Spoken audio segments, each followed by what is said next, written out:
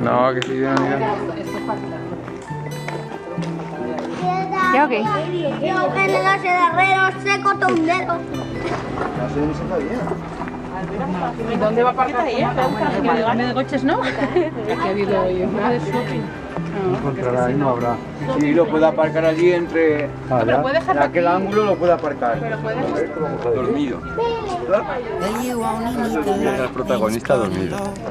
Qué bonito.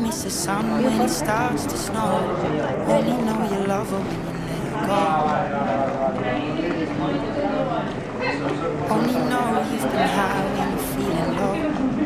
Only hate the road when you're missing home. Only know you love her when you let her go. And you let her go. El nacimiento de Jesús. Con gozo venís ahora a dar gracias a Dios y celebrar el nuevo y definitivo nacimiento por el hombre. Todos los años presentes nos alegramos en el Señor, porque se va a acrecentar el número de los bautizados. Dispongámonos a participar aquí. ¿Qué nombre habéis elegido para el ¿Qué pedís en la iglesia? Al pedir el bautismo para vosotros, sabéis que os obligáis a dejarlo para que guardando los mandamientos de Dios, haga al Señor y al prójimo como Cristo nos enseña en el Evangelio. Y vosotros, padrinos, estáis Claro, si no venís a poner, tíraselo encima. ¡Ay! Mira, mira. Oye, venga, ¿no queréis caramelo? La cabeza. Claro, si no cogéis, él. Al bolsillo, venga, al bolsillo, un bolso.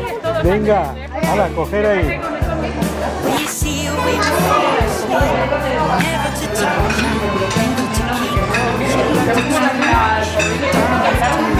Lo siento.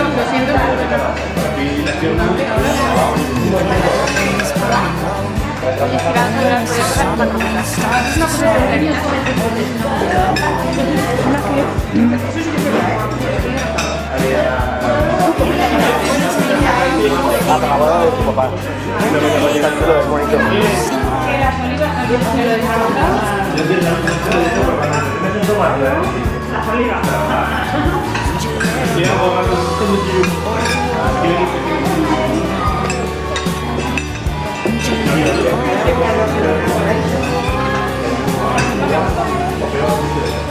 We